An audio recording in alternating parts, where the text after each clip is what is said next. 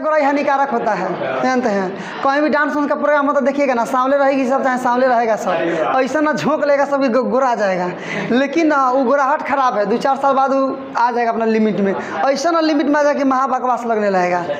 हम लोग का ठीक है, मैंने बलब चुकी है तो इसकी ज़रूरत है, नेचुरल है जो भी है। चलो देखा जाए तो यहाँ भी आपको देखिए क्वेश्चन नंबर 1 और क्वेश्चन नंबर 2 पिछले क्लास में आप लोग को बैठा के, आप लोग को प्यार से समझा के आपसे क्वेश्चन बनवा चुके हैं।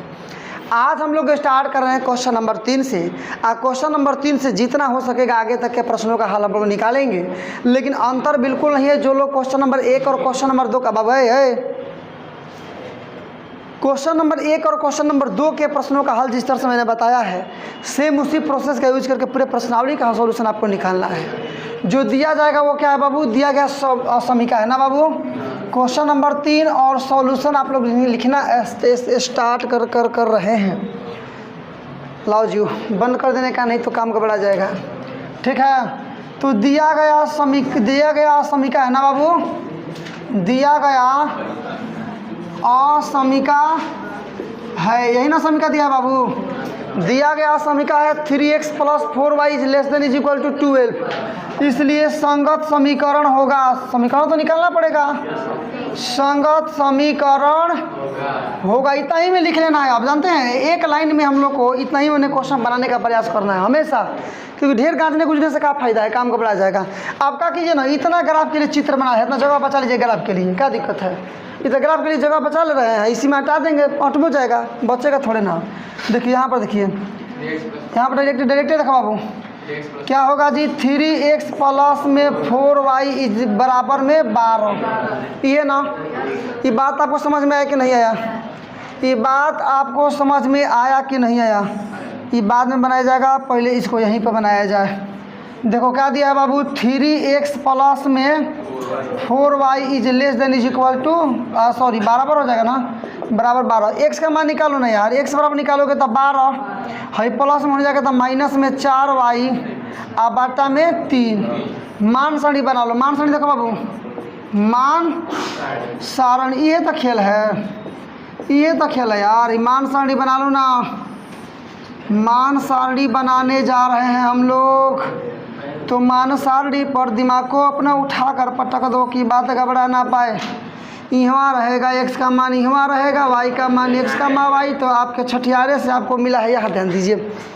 ये y के मनवा का रख दल जाके कट जाओ, का ये ना चाहिए। तो y का मान 0 रखेंगे तो ये 0 हो जाएगा, तो 12/3 का मतलब 4। y का मान 0 तो x का मान 4। अब y का मान रख देते हैं 3, 3 चौके 12, 12 में से 12 जाएगा 0 बटा, मतलब जब रखेंगे 3 तो माना जाएगा 0, माने 4 का मान 0 और 0 का मान 3। अब मूल बिंदु का नियामक ले चल के संगत समीकरण में रखेंगे, असमीका में रखेंगे। यदि सही बात आएगा तो हल क्षेत्र मूल बिंदु के ओर होगा, और यदि बात आएगा गलत तो हल क्षेत्र होगा मूल बिंदु के विपरीत दिशा में। आप जानती हैं कि नहीं जानती हैं? आप हमको क्वेश्चन को आप जानती हैं कि नहीं जानती हैं? जानती हैं ना। यहाँ ध्यान दो, मान रखो अभी, देखो नीचे आ जा। चलिए अब तो आप देख रहे हैं कि हम लोग मान आपका निर्देशांक निकल गया, मान सारणी बन गया ना। अब असमीका में ले चल के मूल बिंदु का नियामक रखेंगे। यदि सत्य आएगा तो हल क्षेत्र मूल बिंदु के ओर होगा, और असत्य आएगा तो हल क्षेत्र मूल बिंदु के ऊपर होगा, मतलब विपरीत दिशा में होगा।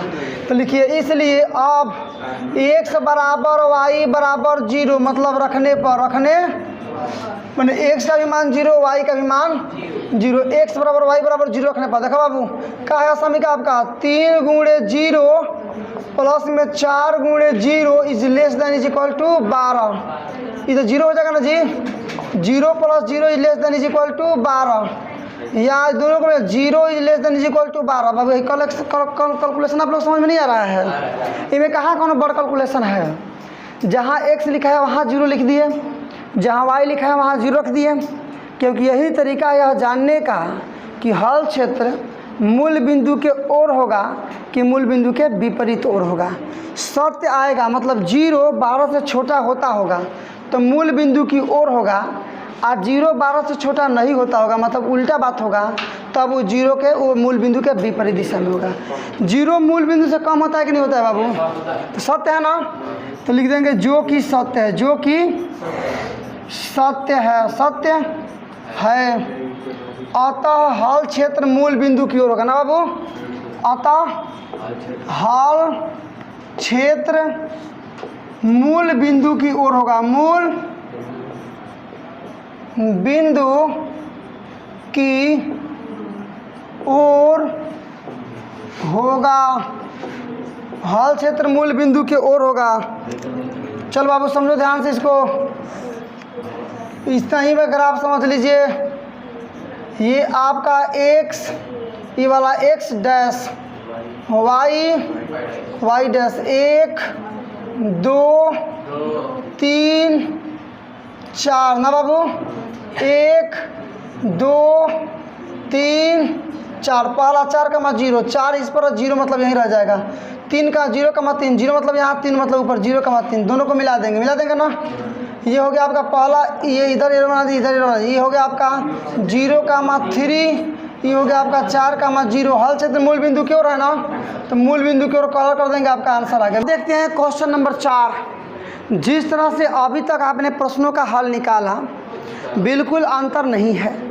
ये एक जनरली बात यह है कि ये जो प्रश्नावली एक बहुत सरल प्रश्नावली है, इसमें कोई विशेष डिफ़िकल्ट प्रश्न नहीं है। आप यदि मान लिए ठान लिए आराम से बैठ गए कॉपी किताब निकाल के पढ़ने के लिए ना, तो एक बैठकिया में आप क्वेश्चन नंबर 1 से लेकर क्वेश्चन नंबर लास्ट तक के प्रश्नों का हल कर लेंगे, इसकी गारंटी है। बशर्ते कि कॉपी पेन लेकर के बैठना पड़ेगा, बस आसान है, सेम प्रोसेस रहेगा। दिया गया समीकरण इतना है, इसलिए संगत समीकरण होगा ना बाबू, संगत समीकरण होगा। संगत समीकरण क्या होगा बोलिएगा, y plus 8 is equal to हो जाएगा आपका 2x, सही है ना। या y को यहीं छोड़ दीजिए, बाटा में 8, नीचे रहिए बाबू तो बाटा में, अच्छा रहने दीजिए ना, ऐसे कीजिए ना, y का मान निकाल लीजिए तो 2x माइनस में 8, मतलब इससे फ़ायदा रहेगा। और y का मान जो दाहिने तरफ x है ना बाबू, दाहिने तरफ क्या है जी का जब x है, तो x का मान कुछ भी रखो जो आपको मन करे, y का मान आपको पता चल जाएगा। आराम से बनाओ, देखो मैं कितना आसान बना दिया हूँ आपके लिए। लिखेंगे कि मान सारणी ना बाबू, डायरेक्ट मान सारणी ना, तो क्लास 10 तो है नहीं कि हम लोग निकालें मान सारणी निकालेंगे, मतलब x और y का मान निकालेंगे, रखेंगे निकालेंगे, ऐसी कोई बात है नहीं। डायरेक्ट मान सारणी की बात है, मान सारणी आप लोग निकालेंगे। देख बाबू, यहाँ रहेगा x का मान, यहाँ y का मान, यहाँ x का मान, y x का मान रखो सबसे पहले 0 रखेंगे तो -8 आएगा ना, -8। x का मान रख दो अब 4, तो 4 रख देंगे, x का मान तो इसका मान 0, मैंने नियामक निकालिएगा तो 0 का मान -8, ये 4 का मान 0। देखो किसी लड़के को या किसी भी लड़की को यदि ये समझ में नहीं आ पा रहा होगा कि मान कहाँ से निकल रहा है, तो आप हमसे क्वेश्चन कीजिए, हम अलग से इसको समझा सकते हैं। यहाँ देखो बाबू घुमा लो, y बराबर x बराबर रखते हैं, सबसे पहले x बराबर रखते हैं, क्या रखें पहले बाबू 0 ना, 0 रखिएगा, तो 2 गुणे 0 -8 बनाइए ना, 0 और -8 नहीं होगा बाबू, होगा ना जी।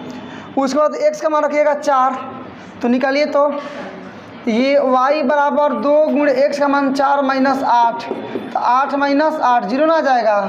तो स्पष्ट है कि यहाँ मान रख रहे हैं जब हम लोग 0 तो मान आ रहा है -8, मान रख रहे हैं 4 तो मान आ रहा है 0। क्लियर हो कि नहीं हुआ। अब इसमें मान रखिए, मूल बिंदु का नियामक रखिए, सही आ जाएगा तो मूल बिंदु के ओर होगा, और असत हो जाएगा तो मूल बिंदु के विपरीत होगा। इसलिए x बराबर y बराबर 0 रखने और एक बार आप लोग का समीकरण बोलिए, उसके बाद हम रिप्लेस कर लेंगे, मैं कर लूँगा मैं। y plus 8 is greater than equal to 2x, यही है बाबू। तो y का भी मान क्या रखना है 0, x का भी का मान रखना है 0, मिलाओगे देखो तो 8 हो जाएगा, is greater than is equal to, गुणा करेंगे 0, माने 8 0 से बड़ा होता है, ये सही बात है ये गलत बात है। 8 0 से बड़ा होता है ये गलत बात है कि सही बात है। जब सही बात है मतलब 8 0 से बड़ा होता है, इसका मतलब हल क्षेत्र मूल बिंदु के ओर होगा ना। तो लिखेंगे जो कि सत्य बात है, जो कि सत्य है, क्या लिख देंगे, जो कि सत्य है, अतः हल क्षेत्र अतः हल क्षेत्र मूल बिंदु की ओर होगा, मूल बिंदु की ओर होगा, मूल बिंदु की ओर, मूल बिंदु की ओर होगा। चल बाबू बातचीत नहीं, देखो ये ग्राफ खींच रहे हैं, ये ग्राफ खींच दिए बाबू, देख लो। इसमें देखो ना माइनस में 8 तक जाना है ना जी, माइनस में 8 तक जाना है ना, तो y का मान होता है नीचे ढेर जाना है, ऊपर 4 ही जाना है। मतलब ना इसका हल क्षेत्र ऐसे बनाना पड़ेगा आपको, इसके लिए ग्राफ आपको ऐसे खींचना पड़ेगा तभी काम चलेगा। नहीं समझ रहे हैं क्या? क्योंकि नीचे दूर जा रहा है, हम लोग तो ऊपर नीचे कहीं भी खींच सकते हैं, जहाँ दूर जाएगा वहाँ ज़्यादा खींचेंगे। ये आपका 0 1 2 3 4 5 6 7 8 ये x है, ये x डैश है, -1 -2 1 2 3, लेकिन y है -1 -2 -3 ना बाबू, -4 -5 -6, नीचे आ जा, -7 माइनस में 8, नीचे जा बाबू। चलो मिलाओ यहाँ पर, पहला है 0 का मान -8, x का मान 0 मतलब यहीं रह जाएगा, अब -8 मतलब नीचे, यही वह बिंदु होगा 0 का मान -8, 4 का मान 0, x पर 4 y पर 0 मतलब यहीं रह जाएगा ना। सीधे इसको मिला देंगे बाबू, देखो इसको सीधे मिला दिया जाएगा, ठीक है ना। हल क्षेत्र मूल बिंदु की ओर होगा ना, तो मूल बिंदु की ओर इसको कलर हम लोग कर देंगे, याद रखिएगा। मूल बिंदु की ओर आप लोग बढ़िया से पेंसिल से कलर कीजिएगा, जैसे आंसर में दिया है, ठीक है ना। ऐसे आपको कलर करना है लास्ट तक। ये बिंदु है आपका 4 का मान 0, ये बिंदु है आपका 0 का मान -8। मन करता है और समीकरण इस पर लिख सकते हैं बाबू कि y + 8 is greater then 2s, और समीकरण लिख भी सकते हैं, नहीं भी लिख सकते हैं। चलिए तो इस प्रकार से क्वेश्चन नंबर 4 भी कंप्लीट हुआ। चलिए तो मिलाते हैं आप क्वेश्चन नंबर फाइनली आपका 5। यहाँ भी आपको वही काम करना है, सेम वर्क। सबसे पहले इसके लिए संगत समीकरण लिखना है, उस समीकरण का मान सारणी बनाना है, ग्राफ खींचना है और हल क्षेत्र पता करना है किस दिशा में है मूल बिंदु का नियामक रखने के बाद। तो इसलिए हम लोग का दूसरा टॉपिक यही रहता है कि संगत समीकरण है, चाहे संगत समीकरण होगा, संगत समीकरण होगा, क्या होगा संगत समीकरण बाबू, x - y बराबर में 12 2 ना, या x का मान निकालो, उधर जाएगा तो प्लस में जाएगा, 2 प्लस में y। देख बाबू दाहिने तरफ जो मान रहता है, यदि x हो तो x, y हो तो y, उसी का मान रखते हैं। मान रखने के लिए आप कोई भी पूर्ण संख्या पूर्णांक ले सकते हैं।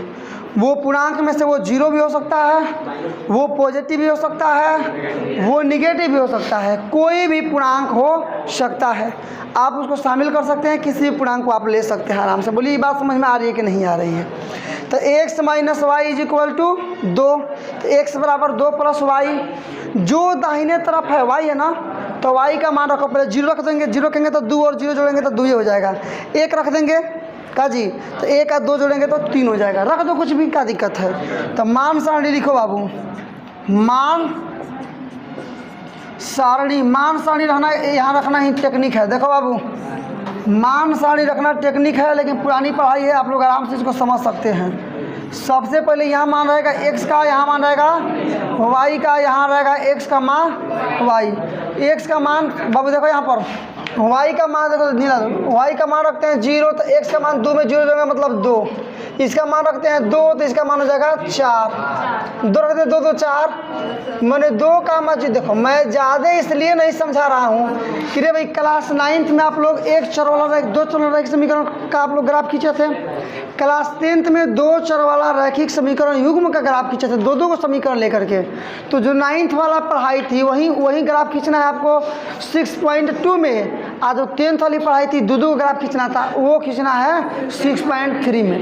तो पुरानी बात है, मान सारणी निकालना है। देखिए क्लास 11th में आप जा चुके हैं पर आओ, तो इतना तो कम से कम नॉलेज जरूर होना चाहिए कि ग्राफ क्या होता है, ग्राफ किससे खींचेंगे। क्योंकि आप तो पहली बार जीवन में ग्राफ देख नहीं रहे हैं, ग्राफ से आपका पुराना नाता संबंध बन गया है, उसको समझो, इसके संरचना को ध्यान में लो। तो लिखेंगे कि अब x बराबर y बराबर 0 रखने पर एक्स बराबर वाई बराबर 0 रखने पर कौन है ना बाबू, तो 0 minus 0 is less than is equal to 2, या 0 इज लेस देन, सही बात है गलत बात है बाबू? 0 जो है वो 2 से छोटा होता है, सही बात है कि गलत बात है? सही बात है। तो मूल बिंदु की ओर होगा हल क्षेत्र, लिख देंगे जो कि सत्य है, जो कि सत्य है, जो कि सत्य है। अतः हल क्षेत्र, अतः हल क्षेत्र मूल बिंदु की ओर होगा, मूल बिंदु,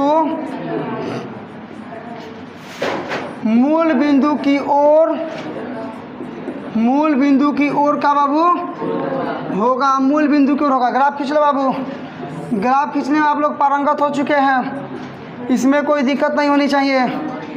0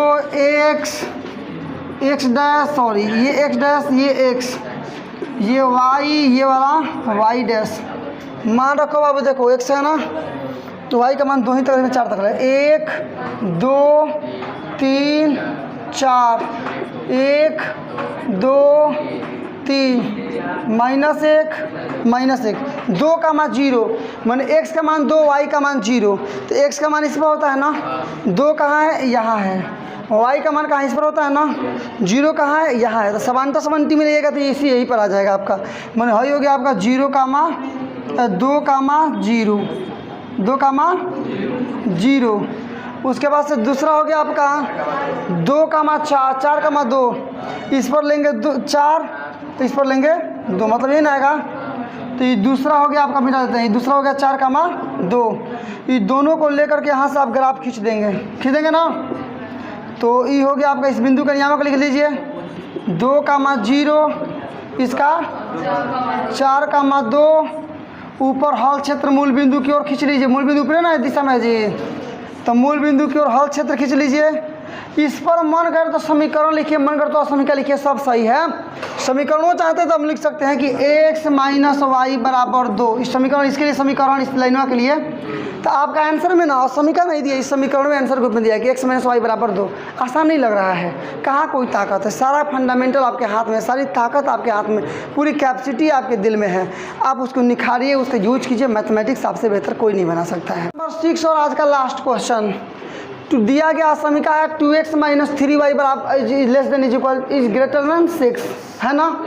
संगत समीकरण निकाल लीजिए, संगत समीकरण होगा, मिला लो बाबू, संगत समीकरण क्या होगा, मिला के चेक कीजिए।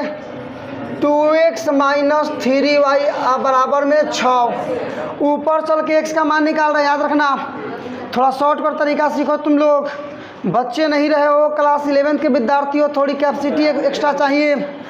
x का मान डायरेक्ट निकालेंगे तो क्या होगा बाबू, 6, 3y उधर जाके माइनस में तो प्लस में, माने 6 प्लस में 3y आप बाटा में 2 होगा कि नहीं होगा, और दुबा जो गुणे में वो बाटा में हो जाएगा। देखो नहीं समझ में आए तो आप लोग पूछ सकते हैं, लेकिन ना कुछ आपका एक्स्ट्रा माइंड काम करना चाहिए, तभी आप प्रश्नों का जीवन में सफलता हासिल करने के लिए। ज़्यादा स्लो भी सोचना घातक है। या x का मान डायरेक्ट निकालिएगा तो 6 आप प्लस में 3y आप बाटा में 2। देखो ऐसा मान रखो नहीं कि काटे, ऐसा मान रखो कि कटाने पर कट जाए, ऐसे ही मान रखना है कि कटाने पर कट जाए। 0 रखेंगे, 3 का मान 0 0, 6 बटा 2 का मतलब 3, तो x हो गया, y हो गया, x का मान y हो गया, मान रखे हैं 0 तो मान आया है 3, मान रख देते हैं 2, तो 2 और 2 3 दूना 6, 6 12 होगा ना जी, 12 बटे में 6 मैंने रख दो, मान रख देते हैं 2 तो मान आएगा, नहीं रहने दिया, अच्छा ये भी अच्छा है, ठीक है ना। 2 रखें तो मान आया 6, बना लेंगे ना आप लोग इसको। 3 का मान 0, 6 का मान 2। देख रहे भाई, नहीं ढंग आएगा तो तुम लोग अभी पूछ लो, नहीं ढंग आएगा कहीं से भी तो पूछ लो, थोड़ा शॉर्टकट में चल रहा हूँ, डायरेक्ट मान रख दिया हूँ, चलो रखो। तो इसलिए x बराबर y बराबर 0 रखने और तीनों मान रख दीजिए। समीकरण कहाँ है बाबू, 2x माइनस में 3y is greater then 6, x के जगह पर 0 रखिए, y के भी जगह पर 0 रखिए, या ये 0 0 0 0 इज ग्रेटर देन 6। सही बात है, गलत बात है बाबू? जो 0 है वो 6 से बड़ा होता है। बोलो बाबू, जो 0 है वो 6 से बड़ा होता है। तो बोल रहे भाई 0 6 से बड़ा होता है, तो गलत बात नहीं बोल रहा है। तो लिख देंगे जो कि असत्य है, और असत्य है तो हल क्षेत्र मूल बिंदु के विपरीत दिशा में होगा ना। जो कि असत्य है, जो कि असत्य है, जो कि असत्य है, अतः हल क्षेत्र मूल बिंदु के विपरीत दिशा में ना बाबू। मूल बिंदु के विपरीत दिशा में किससे, मतलब जो रेखा खींचेंगे उससे। नीचे आ जाओ बाबू। हल क्षेत्र मूल बिंदु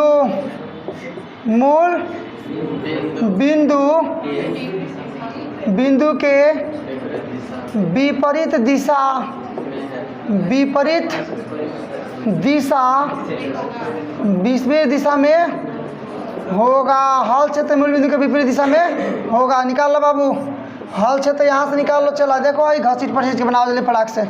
ढेर अनुशासन भी घातक होता है।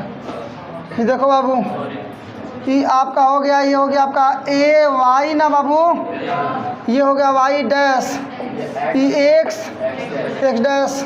6 तक मान लीजिए, एक्स पर रखना पड़ेगा। 1 2 3 4 5 6 -1 ये 1 2 3 4, ये तो 0 तक इसका हो सकते हैं। पहला है 3 का मा 0, 3 का मा 0 मतलब यही रह जाएगा। 6 का मा 2, 6 हो गया, ये नीचे ऊपर हो गया 2, 6 का तुम ये रह जाएगा ना। इसको लेके खींच देंगे, खींच दिया ना जी। ये खींचे हैं, आपका कौन सा ही है, क्या है, यही ना है। 2x - 3y बराबर 6। हल क्षेत्र x मूल बिंदु के विपरीत दिशा में होगा।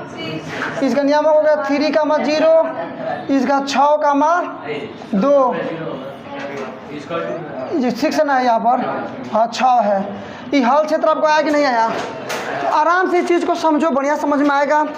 और मैथ ध्यान से पढ़ोगे तो आगे चल कर सफलता में मिलेगी, क्योंकि मैथमेटिक्स जो है वो सफलता का ही जड़ है। सारे सफलता के रास्ते मैथमेटिक्स से खुलते हैं। तो इस चीज़ को समझो, इसको पढ़ो। जीवन में लाभान्वित होना तो कुछ एक्स्ट्रा मेहनत करना जरूरी है। हालांकि मैं प्रत्येक प्रश्न का हल बिल्कुल आसान तरीके से समझाने का प्रयास कर रहा हूं। अथक मेरा प्रयास है कि आपको बेस्ट से बेस्ट कॉन्सेप्ट दिया जाए, आपको सफल बनाने का हर एक पर प्रयास किया जाए, और कहीं ना कहीं ये सार्थक भी है, प्रयास हो भी रहा है। चलिए बस आज की क्लास में केवल इतना ही। तरह से आपने अंत तक देखा, और मैं उम्मीद करता हूं कि आपने इसके कंसेप्ट को भी बेहतरीन ढंग से समझा। चलिए अब आपकी रिस्पॉन्सिबिलिटी एक बार और मैं दोहराना चाहता हूं, आपके दायित्व को एक बार और मैं याद दिला देना चाहता हूं। इस पूरे ऐसे विषम परिस्थितियों में मैं आपको बेहतर से बेहतर वीडियो दे रहा हूं, तो आपका भी निश्चित रूप से कुछ दायित्व बनता है कि आप मेरे लिए कुछ करें, इस चैनल के लिए कुछ करें। तो चैनल को सब्सक्राइब तो आप ऑलरेडी कर लिए हैं, किसी और से सब्सक्राइब करना आपका दायित्व बनता है। और इस वीडियो को अधिक से अधिक शेयर करें, वीडियो को लाइक करें, और यदि समझने में कोई परेशानी हो रही है, कोई प्रॉब्लम हो रही है, तो निश्चित रूप से आपको कमेंट करना चाहिए। मैं डेफिनेटली आपके कमेंट्स का 100% सेटिस्फाइड वाला आंसर देने का प्रयास करूंगा। तो चलिए, वीडियो को अंत तक देखने के लिए आपका बहुत बहुत धन्यवाद। और इस वीडियो को शेयर करना आपका सबसे बड़ा दायित्व बनता है, ताकि दुनिया को पता चले कि इस प्रकार हाई लेवल एजुकेशनल वीडियो अब यूट्यूब पर आने स्टार्ट हो गए हैं। और बोर्ड एग्जामिनेशन की तैयारी करने वाले विद्यार्थी या क्लास 9 से क्लास 12 के मैथमेटिक्स की तैयारी करने वाले विद्यार्थी घर बैठ करके ही जबरदस्त, उत्साहवर्धक, उत्तेजक, उत्प्रेरक और बेहतरीन स्टडी कर सकते हैं। तो चलिए आज के लिए केवल इतना ही। व्हाट्सएप, फेसबुक, इंस्टाग्राम, जो भी आपके पास सोशल मीडिया ग्रुप हैं, वहां शेयर करना आपका दायित्व बनता है। अंत में इतना ही। जय हिंद।